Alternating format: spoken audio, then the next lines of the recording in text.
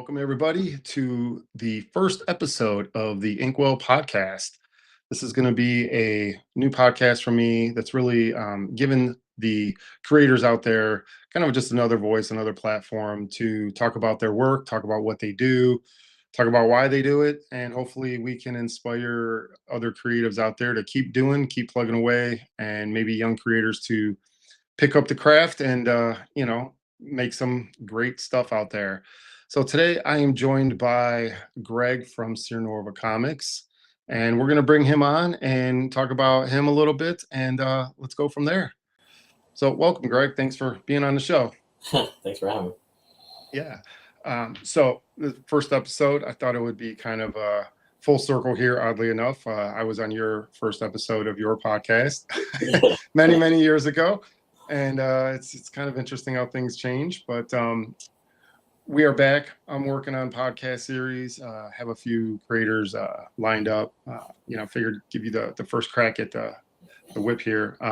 But let's just jump right into it. So there's just a handful of questions here. Just want to discuss and hopefully, motivate those out there. Give them a little bit more insight. We're both indie comic creators.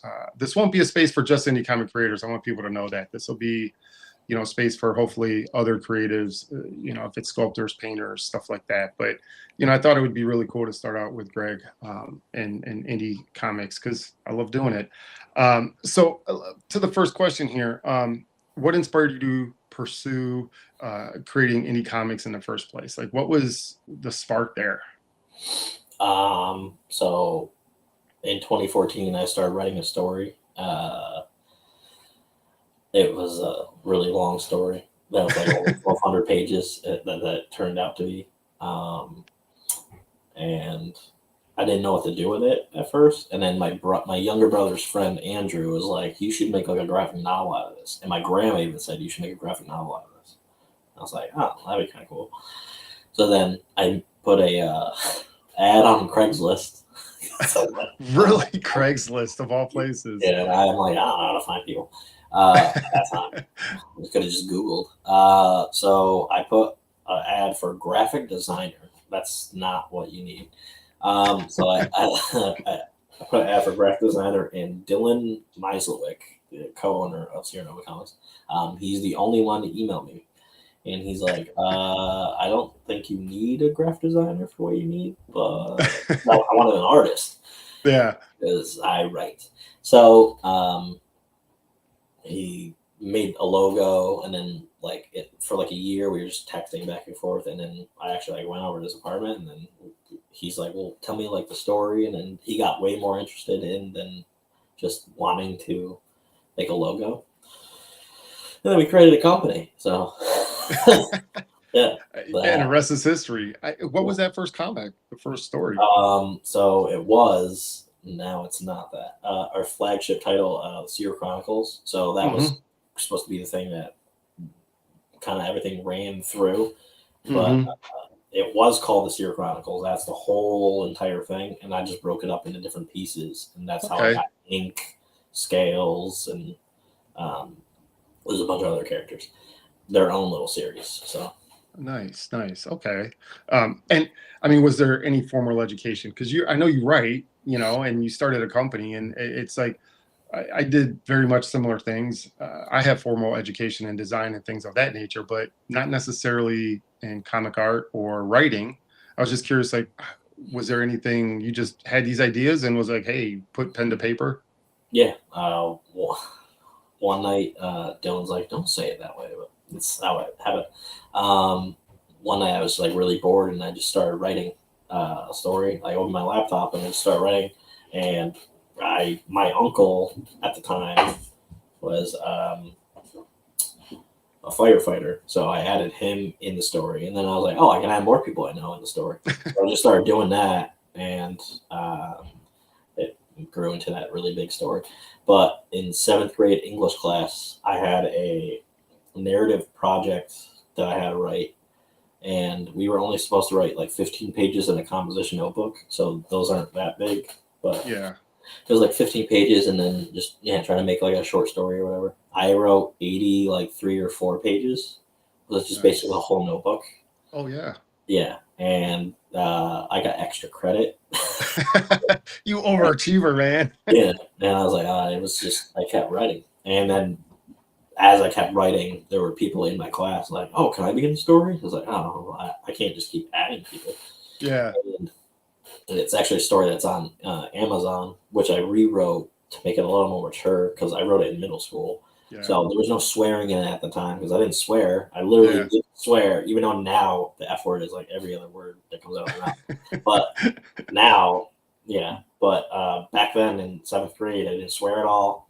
And it's really weird because I didn't know what serial killers actually were in the 7th grade. So I was just like, oh, this guy's a killer. And it's a security guard that's in a mall. That's actually the mall exists, like not that far from my house. But it's kind of like run down. And there's like a few stores. But I had it in middle school. There was more stores in there. And it's me and a couple friends are trying to like play hide and seek in the mall.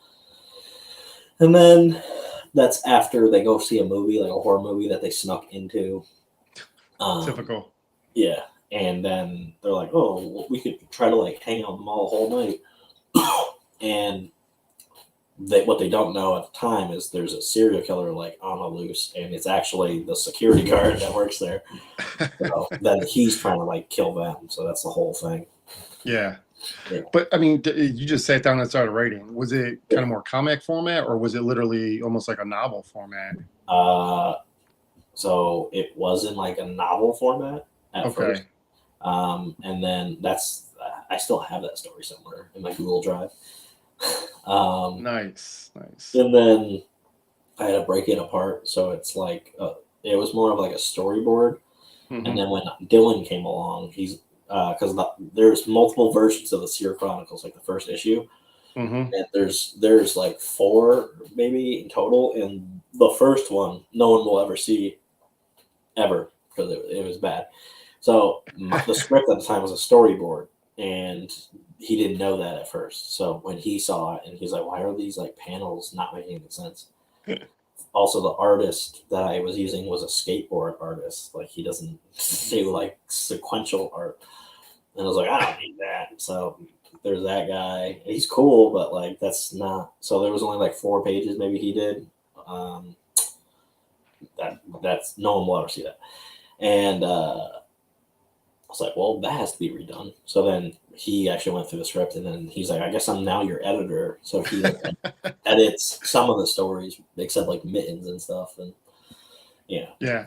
And I mean, that's very similar. I have probably about 3 versions of Ice Pick, which was my first book that I wrote.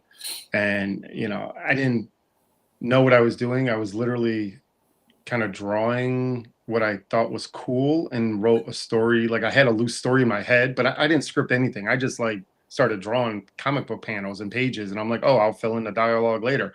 But yeah, that's interesting. I think with the indie creator space right now, a lot of us are not necessarily formal school. So it's not something where, you can have this career, you can do this, whether it be side hustle or professional with a company. You don't necessarily need to be like college educated so much. I think there's enough out there. There's a lot of, whether it be YouTube or other places where you can learn and understand structure and understand good script writing, things like that. Because that's important, right? I mean, like you said, we were talking before this, and like there's a lot of good things out there, but there's a lot of crap out there. And it's like, to keep it going, to keep doing this, we can't produce crap. So, but I was going to say, like, what, if you could explain a little bit of your motivations to keep doing this. I know it's not glory, it's not riches, it's passion, it's love. I mean, for me, it's the love of drawing, the love of telling stories. Can you kind of dive into that for us? So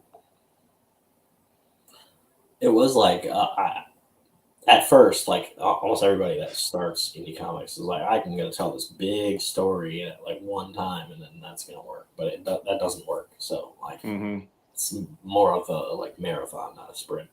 So I thought the Seer Chronicles was like the thing that was going to do that. I was like, oh, it's gonna be like unique or Yeah, whatever. we all think that. Yeah, and but like it was supposed to be how like Quentin Tarantino does like movies, you know, like how the Okay. you know, yeah, the acts are split in different ways, Hmm. and that confused people. So I, You're like, I was scratch like, that. oh, I guess that doesn't work like that. And then some people that like Quentin Tarantino, I bet I know that likes him. Hmm. He's like, yeah, the stories are all over the place. Also, it's because I remastered it like a million times. But Yeah. yeah, I just like I want my stories like told, and I have a lot of them, and there's I'm not gonna stop. Yeah. And You're even just though going like until they're Dylan is, done. yeah, even though Dylan's like, you gotta like stop. We can't do the next story yet. I was like, oh well, you can't stop me. Yeah. So Yeah. Well, like I can keep doing that. that's interesting because I kind of, as I tell stories, I end up thinking of more stories. So it's like this endless Yeah. circle of storytelling. Well, you mentioned like Quentin Tarantino is, could you kind of talk a little bit about your influences? Is he one of the like film influences, or is it like maybe comic book influences, writers, artists, things like that, storytellers? Yeah, like how storytelling is. I just like his movies in Yeah. general. Okay. Um, there's a bunch. Like Alan Moore is cool. Is it more comic guys or film guys or women It's or more film probably because like yeah. I definitely know like I could make a movie because when I was like a kid, I actually used to make like home videos with my friends. Okay. They Yeah. were terrible, but it Wow. it was yeah. But yeah, like there was one like it was terrible, but there was like good ones that were that I thought they were good that were like for like what kids are doing. Um, Yeah. so most of No, them were I funny. Um, they are on YouTube somewhere. wow. No, Yeah, I look back at some of the stuff I did in college, even though that was, you know, mid 2000s, it was kind of bad. I mean, it was like the principles are right and the foundation was there, but like they weren't that good. So it takes time to mold something in an item or a thing that looks good and reads well, that has all those really good qualities of a Quentin Tarantino movie, because that's a challenge to do what he does. He does it in a very unique way, and it's definitely not for everyone. yeah, But personally, I love him too. So as a filmmaker, but I know there's plenty, and we could probably spend a whole hour talking about just the challenges of indie creating, just creating comic books independently from major financing. I could say for myself, I do all the financing myself. But what are maybe like some of the biggest challenges? Is it getting artists? Is it just getting the marketing side of it kind of in tune with your customers and getting them to support things? Like what are some of the biggest challenges? so one thing like everyone does say is money. Like so, like Yeah. I didn't know how much it would cost, Yeah, guilty as charged. I didn't either. and then I so if you're a writer and you there's no other option and you have to get artists, like it's Yeah. not gonna be like cheap. At, No. so I don't have a problem finding artists.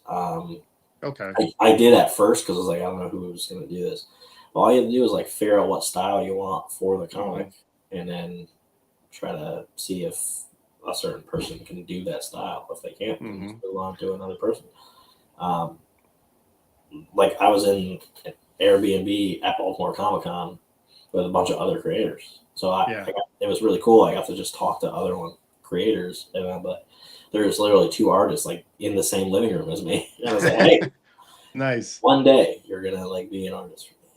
They're And, like, okay. yeah, that's how I feel. I mean, SeerNova Comics has been around since what year?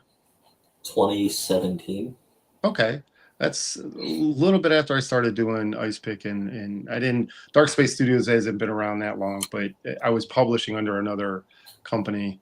But yeah, that is the biggest challenge for anybody out there. Like, and I've had, people ask me, well, how do you do it? It's like, well, my first 4 issues, I wrote it and drew it and colored it and lettered it and published it. I didn't have any, maybe, I had family or friends kind of read it as an editor, but what do they really know? They're not like an editor for comics. And that's a different type of editing versus film or TV shows, like it's a very specific niche thing, so money is always a challenge. And, it's just a matter of prioritizing. If this is something you're passionate about, we end up saving what we can and, taking shortcuts when we can, trying to save costs, I guess. But yeah, for me, like, finding an artist has never been that difficult, especially nowadays. I'd say in the last 10 years with social media being what it is, a lot of people are very personable. You can reach out and you may not get an answer right away, but generally speaking, like us indie guys, we're pretty responsive because we're not doing it full time necessarily. So we have a little bit extra time. But you've talked about a couple of your different titles, a few of the titles that you've had, and SeerNova Chronicles was the first one. Is that what you were saying, that or started it all? Or yeah, the Seer Chronicles was like, yeah, it was the thing that was supposed to start it all, but actually it was Ink that was like the first comic to be released. Okay. But yeah. You have a handful of titles, and this is something even I kind of question my own decision making on as an indie creator. Is do you think it maybe hurt your growth for the company to have multiple titles and trying to promote multiples at different times versus just sticking with like one title, introducing all these characters within that title, but then having it just be 6 issues, 8 issues, 10 issues, and then kind of give them their own spinoff? Do you think that that's hurt at all? Sometimes I think that, and so there's a indie comic book company called Covenant Comics. They're cool. And I wish I did how they did it. So they have Crossbones, they have Ether. And then Burlap, and then there's like a bunch of other ones. Burlap is because Jesse Bear joined them. Okay. So they were promoting, but they were kind of silent, and then we weren't silent. So yeah. So on social media, they were they were just there, but you didn't know anything they were really doing yet. And then they started Crossbones. Crossbones was the first series. Yeah, I'm familiar with that one. Catalog, whatever, to come out. So, but they did just Crossbones, 1, 2, 3, and then now let's do Ether, and then they did the same situation. I kind of wish I did that, but then I did.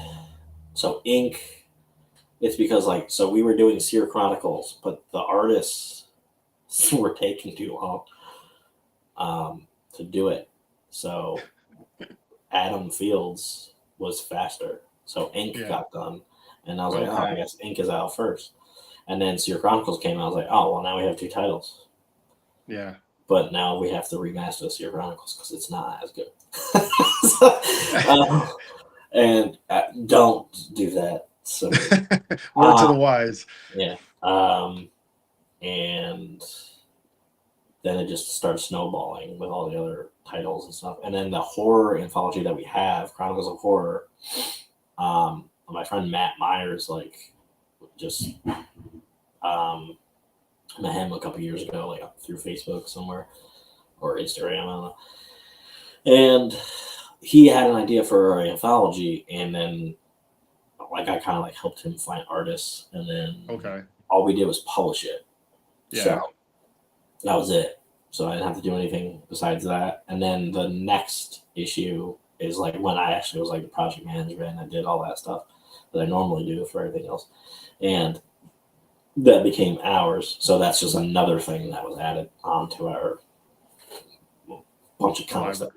Yeah. And I struggle with that a little bit as well. Cause I ended up doing, for those that don't know, I ended up doing 4 issues of Ice Pick and then 4 issues of Annabelle, which Annabelle is in Ice Pick, and then I'm on second issue of Luke, which is also Ice Pick, is where those three characters all debuted.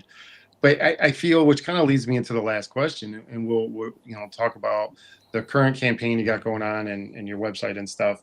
But how do you kind of manage the challenges of marketing? Because you're marketing, if they know Ink, and then Mittens was, I think, from what I remember, like the biggest campaign that you had. Yeah.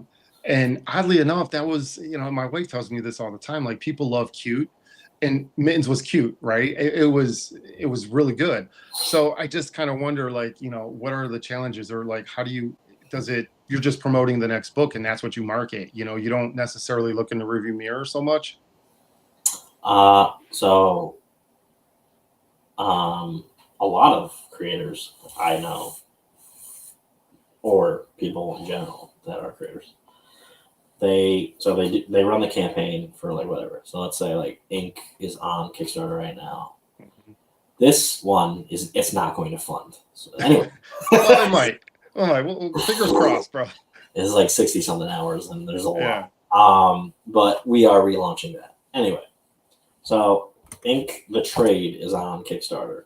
So we're talking about that. Blah blah blah blah. And then the next title we're doing, let's say, is Fireproof or whatever, which is the character from Seer Chronicles. We rebranded that this year. So we kind of like put that on hold for Ink, and we're like, oh, okay. Well, now we do that. But you should still promote all of your other titles, but you shouldn't like shove it down everybody's throat. Yeah. You could share other things that are going on.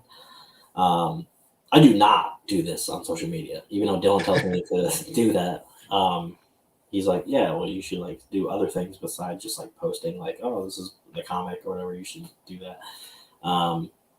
You should just share other things you like, and that like people on TikTok do that. I don't see how I could do that on TikTok or whatever. So the marketing is like tricky for a lot of people. So just don't move on to the next comic and then forget about issue 2 of Ink or whatever it is. Like that's still there, but like go check it out. I mean, if you like Mittens, go check out Ink, or go, I try to do that. And I think what hurt me possibly is the fact that as I'm releasing a new title, even though a lot of your characters are in other books, it's like, and Annabelle is in Ice Pick, but then people liked Ice Pick, so they were like, well, what's this Annabelle book? And they kind of lost traction a little bit. Same thing with Luke, maybe it's losing traction because people don't realize, oh no, those other 2 characters you love are going to show up in this book. So it's keeping all your characters relevant. It's keeping them all kind of important. And I mean, you're going to have some that people like more than others, but it's letting everyone know that, hey, these characters are still around. They're still alive. They may not have monthly titles, but they're still relevant in the universe that we create for them. We'll bring up the Ink Kickstarter here and talk about that for a hot minute. I really like the issue I bought and read it. It's really, really good.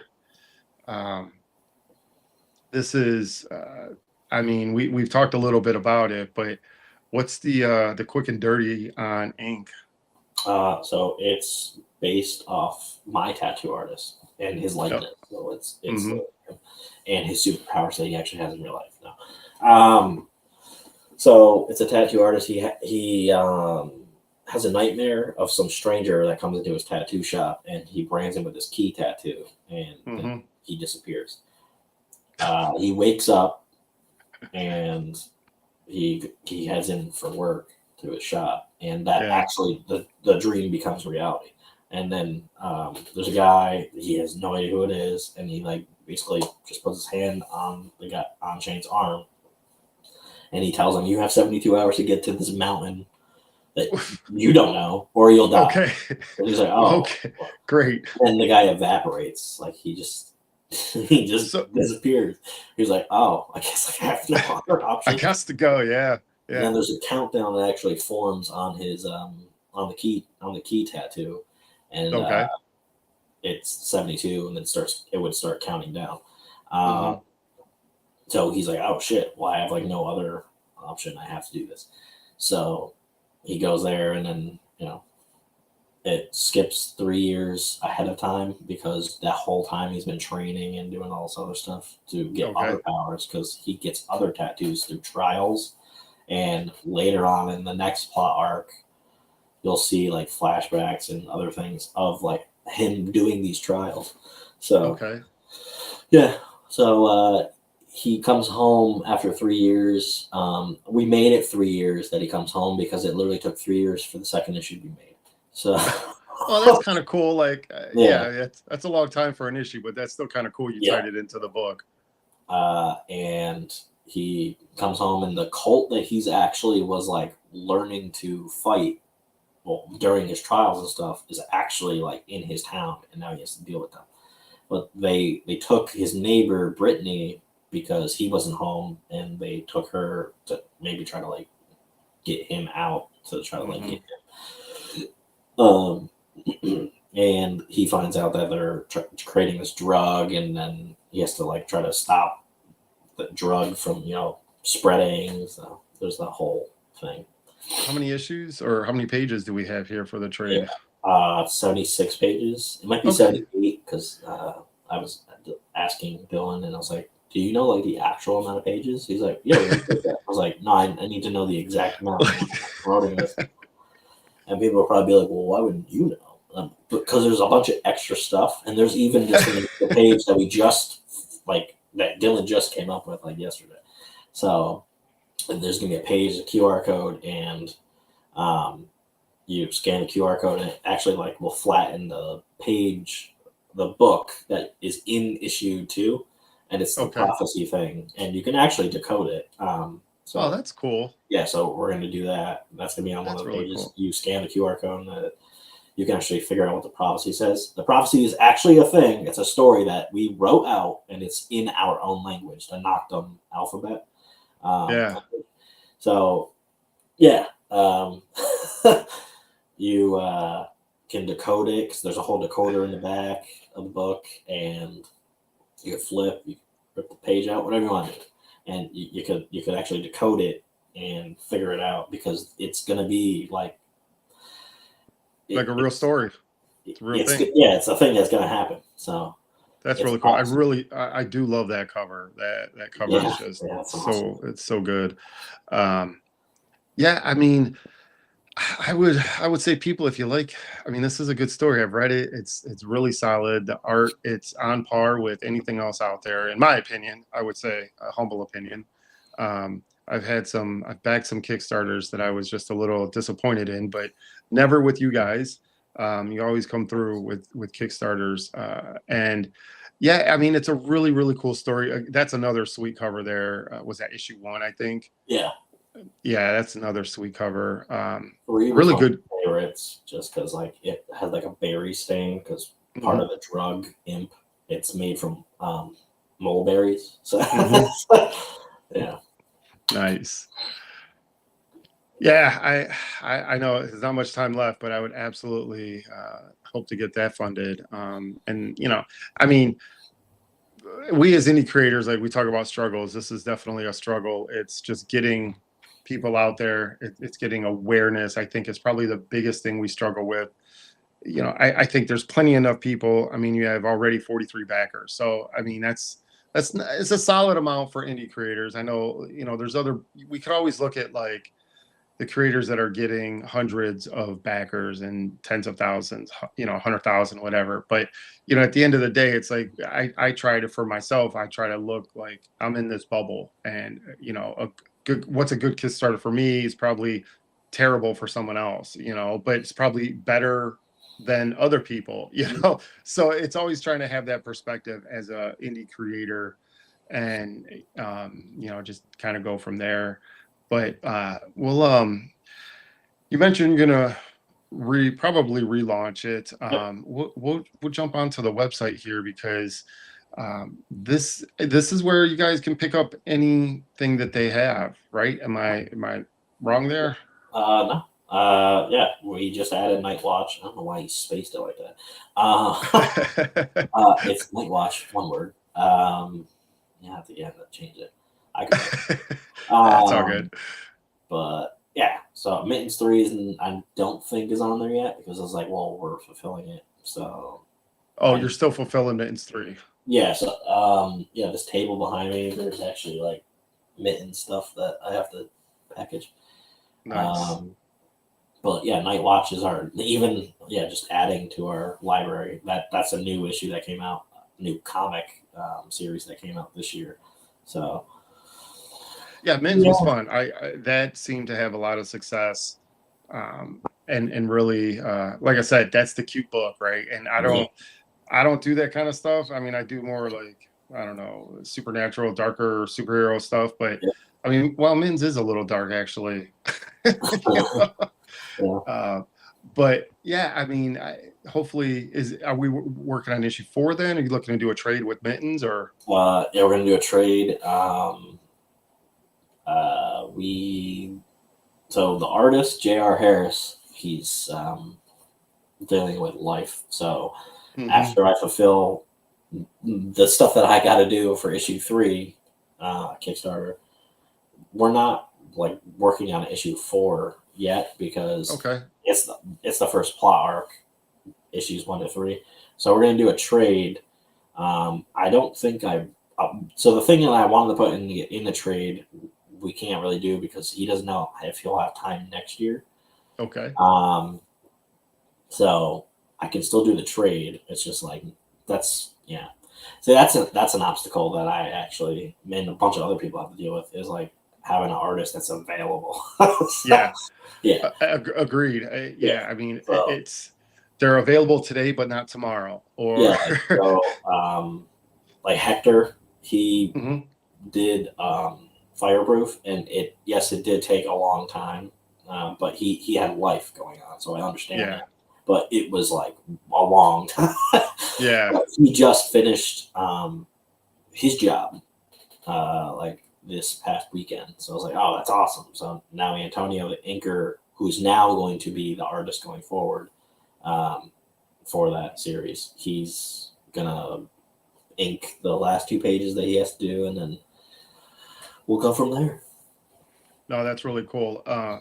I struggle with the same thing. I mean, it's a matter of getting the right people, the right style. I mean, Mittens, if you just even look at, this is a prime example for, anybody out there that is an artist or even a writer. You could look at just these 3 books, Ink, Night Watch, and Mittens. And I mean, they are 3 extremely different, distinctive books, the art style, the writing style, even though, I mean, if I'm not mistaken, you wrote all of them, right? Yep. Yeah. So you're kind of wearing different hats to say like, hey, I'm writing 3 different types of books, 3 different styles with 3 different characters. I mean, you're writing space cats, you know what I mean? So I don't know if it gets like any more different than like even kind of real superhero stuff. So yeah, it can be a struggle to get the right artist with the right title, have the availability be when you need it, and go from there. It's cool that you got another book actually, hopefully coming out soon. And even scales, again, another type of art style, another somewhat different style. Horror, I'm a huge fan of horror. I think that's why I personally wanted to do a horror story with Luke, vampires and fairies. And so for me, like writing horror's an interesting thing to write. I feel like I feel it's a little more challenging. You can write action, adventure, superhero, sci-fi pretty simply, I guess, or pretty easily, because it can be a visual thing, where horror, for me, it's like the build up, right? It's that anticipation, and how do you tell that easily, or how do you tell that in picture to picture, without the movement of the film.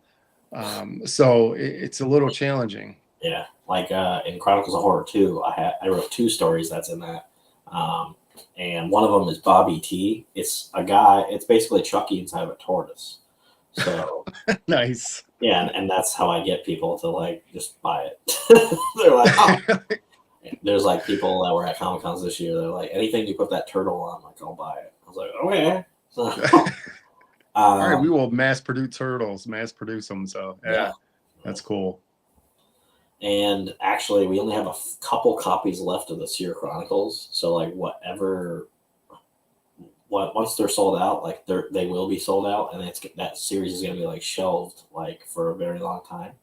Okay. But we're now going to make Seer Chronicles our like, because both of those are kind of like an anthology in a way, if you like look at it, because there's like 3 different stories going on. That's why I was confusing. We're now going to do, it's going to be called the Seer Chronicles, but it's for any character that has an origin story. So any origin story going forward will be in like a Seer Chronicles. Oh, that's cool. Yeah, so that's what we're going to do at some point. Because in the second issue, we told like a couple origin stories for a bunch of different characters without even realizing it. We're like, oh, this is the story. So yeah, I kind of went a different route. I ended up doing 4 issues for an origin story in a way, or at least an introduction of the character was 4 issues. But yeah, that's really cool. But they're anthologies, the Seer Chronicles. I mean, so you're getting multiple stories. Are you going to do multiple origins kind of in those anthology? Like still have it like an anthology, just be more origin stories? Maybe, or Seer Chronicles will be like Seer Chronicles like Inc. and it'll be okay, like his actual trials, because you're only going to see like snippets of like him going through the trials, because that's how he earned every tattoo. Yeah. So even though he did have tattoos, so like there will be a moment that you will see in like the next arc or 2 arcs from now of Inc. that you'll actually like see like the tattoos he had, like for the most part, get removed in a way. Huh. Interesting. How far do you kind of write in advance? Like, are you just going like, I go a couple issues ahead, or are we doing like, hey, here's a story arc, and then you plot out possibly the next story arc, and you're 2 or 3 story arcs ahead? I know that there's a bunch of arcs. So instead of going to sleep in Baltimore, at one point I wrote like the second plot arc of Inc. So, like I didn't write it all. I just wrote like 3 issue plot lines. So I have that. So now I just have to write them out. But like Mittens, I already know. So that after the trade, there's actually going to be a 1-shot story that I already wrote, and I think it's edited too. Okay, nice. Yeah. And that's not even about Mittens. It's about another character, Griff, the panda bear. He's a bounty hunter, and it actually coincides with the next plot arc of Mittens, so it all connects. That's cool. Yeah, that's really cool. We have the team. Yeah. There's Dylan back there.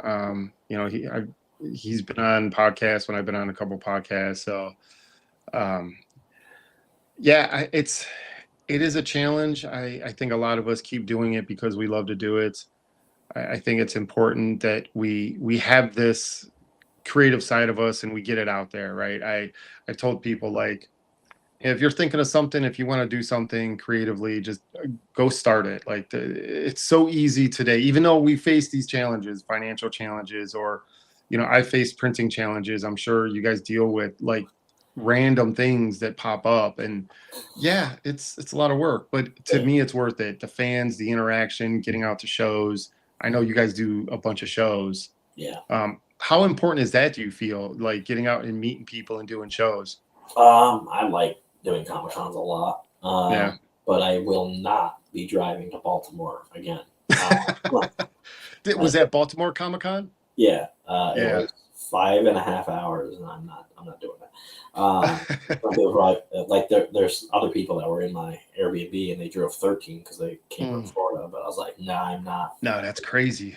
So next year, because we signed up for next year. Okay. I'm flying there. Okay.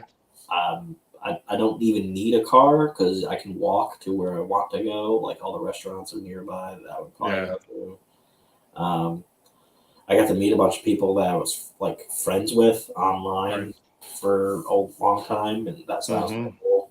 And we met new people, and I don't know, like we got our first like website sale because of Baltimore. Nice. That's Like cool. our first one that doesn't count as like, so our first of our original website was you. Yeah. Yeah. And then we would get other ones, but it would be people that we knew. So Yeah. like the first one that we don't know who they are, besides they bought Mittens 1 at Baltimore, and they then bought Ink 1, 2, 3, and then Mittens like Yeah. 2 and some other thing. So I was like, oh, it's cool. So we counted that towards the money that we made for Baltimore, and that's the biggest amount that we made at the Comic-Con so far. So No, that's awesome. It's important, I think, for indie people more so than any of the larger independent companies to get out into the community to kind of, and it's important for us to go a little bit further than home.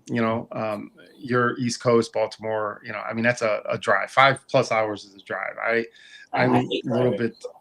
Oh, okay. See, I love the drive, and for me, like we're up in Seattle, Washington area, and Spokane is on the other side of the state, and people don't realize Washington State is just a huge state. And from where we were living when I was doing the Spokane, it was Lilac City, actually. Shout out to them, they do a great job. But for me, it's like a 5.5 hour drive, and I'm like, I can't do this.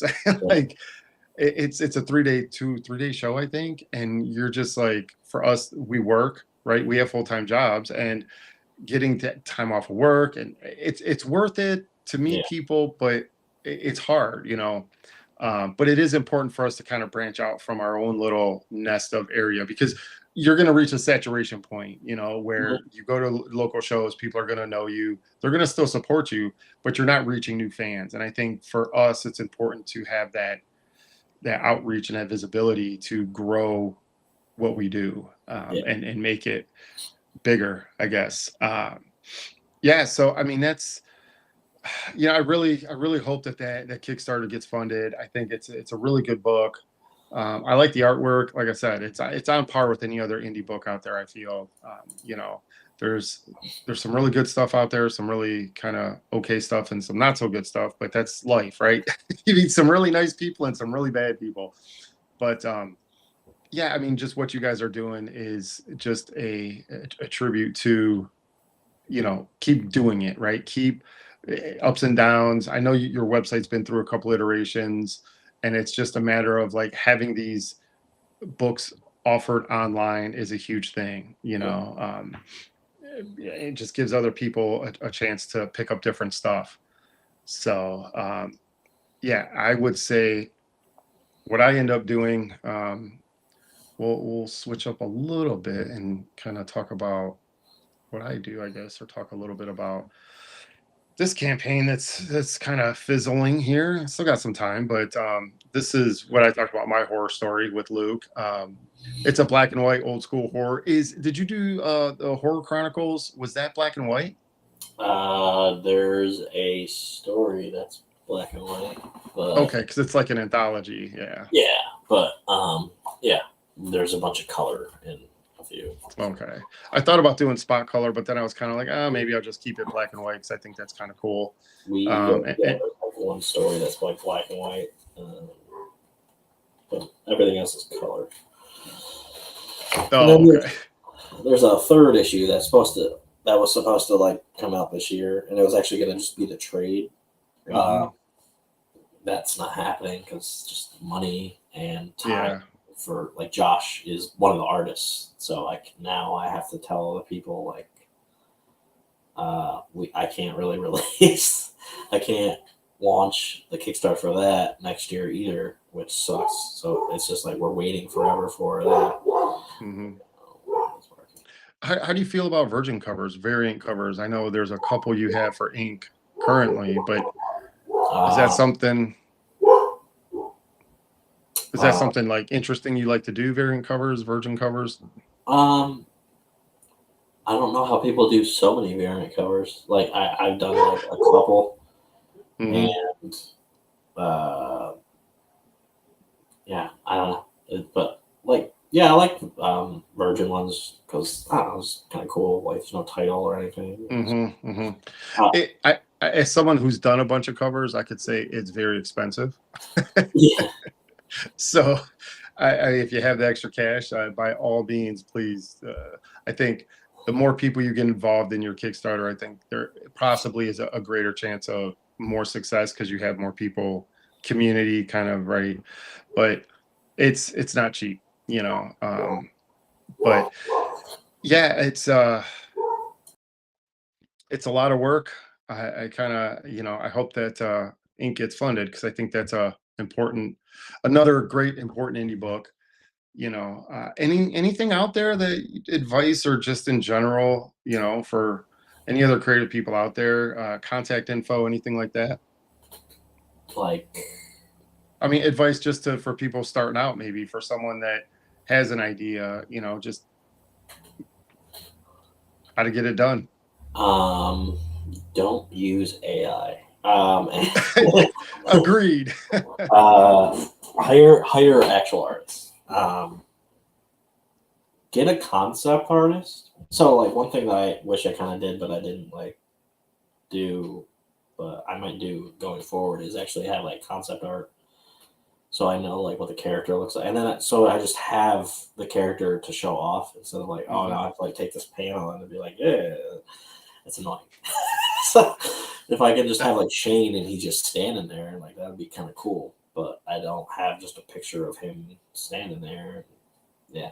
That's interesting. I never did character models. I mean, the artist that did Annabelle, he did 3 for the main characters, but I never did that. I mean, I'm drawing Ice Pick. I just dove right in and started drawing. I'm like, Yeah, this is what he like looks like. so Adam was new to it. So when he did ink, like I didn't know anyway either. So like, but now I'm just like, I kind of wish I just had like just ink by like no background or anything, which I could easily do in Canva. But it's just like, it's just I don't know. Just wish I had the characters like just chilling there and like a Google Drive that's like, oh, this is the character, and then like this is all sides of the character. Yeah, I But I think that's don't. helpful.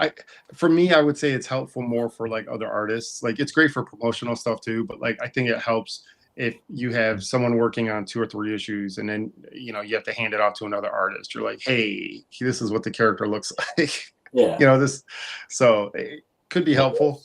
Yeah, and he has all these tattoos, so like you have to have him in the same spot. So, Yeah. but I do have like concept art of that. So my colorist like drew that. So I was like, oh, can you like have it so the hawk is here or whatever, and all this Hmm. other stuff.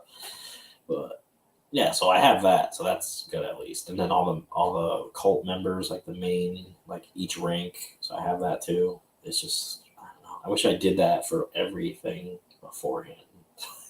Yeah, Or at least a the lot. last series that I knew I was doing. Yeah, and I think for that, like because there is a cost involved, I think a lot of us just forgo that. Indie creators, we're kind of like, I mean, if we don't have the capital up front, we'd rather put that money into making the issue. Yeah. So it's understandable. I mean, look, there's a ton of mistakes we make early on, and we're like, we should have done things a little bit differently.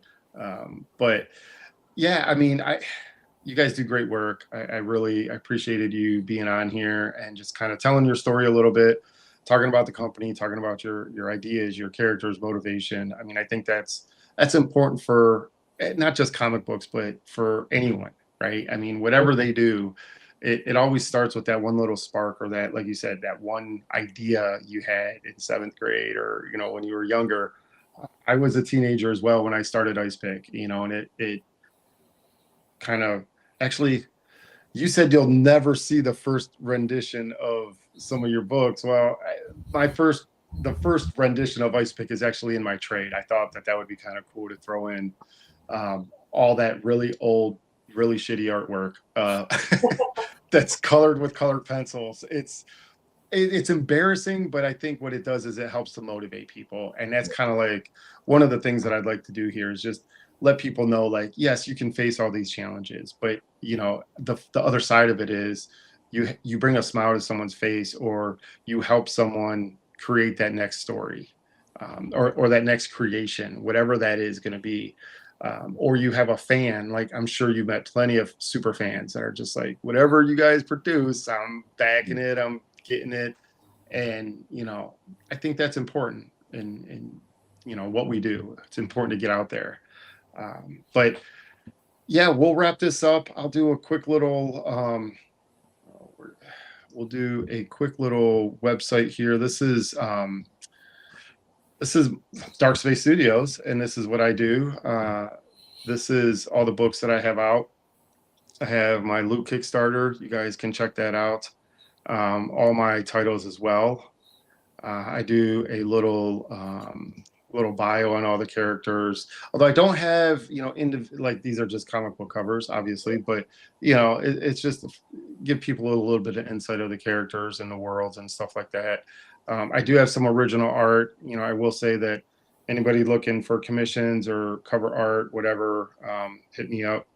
I'm pretty easy to find. But yeah, these are all the covers for a lot of the books. There's some fan art, original art there as well. And then obviously all the comics. I just added all my digital PDFs onto the website, which I think is important. Yeah. We don't talk about that, but I would say for my Kickstarters, at least, I get a fair amount of digital backers. Yeah. And I think that's something that we probably shouldn't overlook. Some people do. I don't know. I think it's becoming a bigger thing, but offering digital books, I think it's pretty important. So yeah, I would say check out what Greg's working on. Check out SeerNova Comics. Go support them. I think it's like I said, it's good work. It's good storytelling. It's fun. They're great guys. I mean, you guys get out there, you meet the people, check it out. And with that, I think we'll wrap up this first episode, and let's go support some indie comics, and we will see you on the next episode, hopefully. And stay tuned for when that's going to launch, and we'll just go from there. But we're having fun hanging out with creators, so really appreciate you being on, and look forward to next time, I guess. All right.